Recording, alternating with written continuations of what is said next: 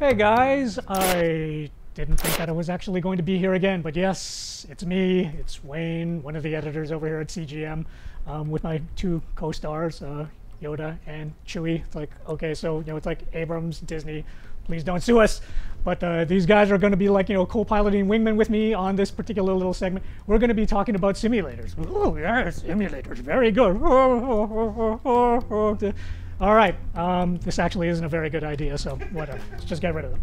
Okay, simulators. This is what we're going to be talking about this week. Now, at the office, I was just like looking through the email, and that I just realized it's like, oh my God, Farming Simulator 2015 is going to be coming out on consoles, and for whatever reason, I found myself getting weirdly excited about this. Now, I'd reviewed Tropico actually just before this, which was actually a pretty good game. I mean, it had some problems, but on the whole, I had to say, and this was kind of a damning with faint praise sort of sentence, that it was the best simulator on the PS4, and the reason for that is because it's the only simulator on the PS4 right now, which is what the whole point of this particular rant is the simulation genre is severely underserved on the new generation of consoles, and that's really a shame, because if you go as far back as the NES days and it's like all of those consoles onwards, there's actually always been like a fairly healthy history of simulators appearing on of those consoles, so as to give people something to do aside from like playing platformers and fighters and all that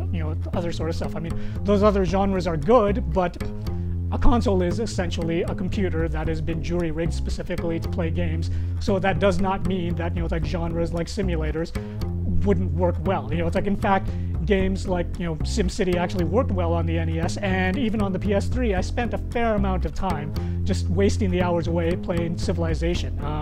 You've also got games like XCOM, which is it's like a turn-based combat simulator strategy kind of thing. But basically what I am trying to say is we've got a new generation of consoles. There's a lot of potential for this stuff to go in a lot of different directions, especially when you've got on the horizon new peripherals like Project Morpheus and it's like even the HoloLens.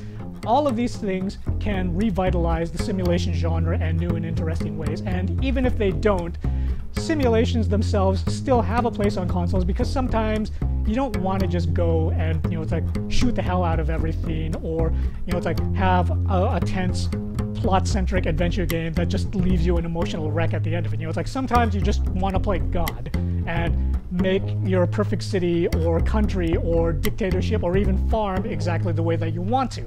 And simulators are a great way to get that. So to you developer guys, except for Focus Home Interactive, who's already given us Tropico and Farming Simulator 15, it's like, don't forget that there are people out there that prefer a more sedate, cerebral, slow-paced kind of gameplay. It's like, they're out there, and they will give you their money if you give them an opportunity to do so. So don't let Tropico and Farming Simulator 15 be the only ones out there that are like raking in all the cash. It's like, bring in Civilization. It's like, bring in The Sims, since EA, you've done this before ad nauseum on previous consoles.